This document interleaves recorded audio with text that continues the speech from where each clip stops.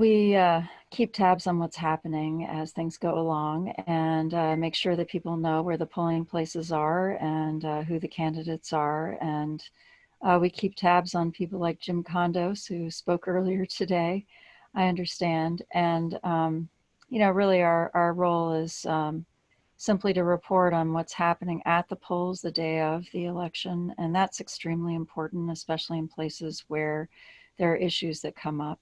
And of course, once elections are concluded, it's our role to figure out what's going on, if there are problems, anomalies with the way the elections were conducted, questions that are raised about cybersecurity and so on.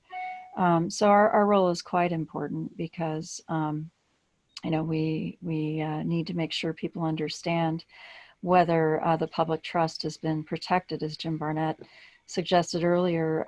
Really our faith in elections is critical to sense of whether our democracy is working or not. And when you hear about long lines at polls in places like Georgia, it does, really raise a lot of questions about where all this is heading, especially at a time when people are worried about COVID and the impact on the polls. And that's something that we've covered extensively here in Vermont. We have a lot of aging poll workers, people who are in their 70s and 80s, and they don't want to come out during COVID and make sure that voters are registered and so on. And so that's one of the reasons why a lot of the efforts that a state like Vermont has put in place, things like same-day registration, things like mail-in voting, are so important to ensure that people do have access. The mail-in voting effort in Vermont is particularly important because this year, we have a very small population. We're like a neighborhood in Brooklyn, 626,000 people. And we anticipate that about 500,000, most of the people who live here will be voting this year in the general election. Well, how are they going to do that if there aren't enough poll workers?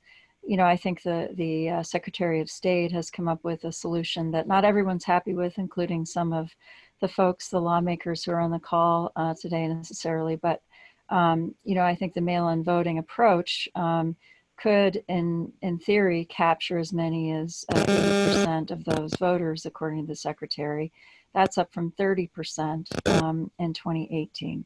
So this is the kind of measure that really could make it possible for more people to access the right to vote without having to wait in line and without having to risk their lives in a second COVID event.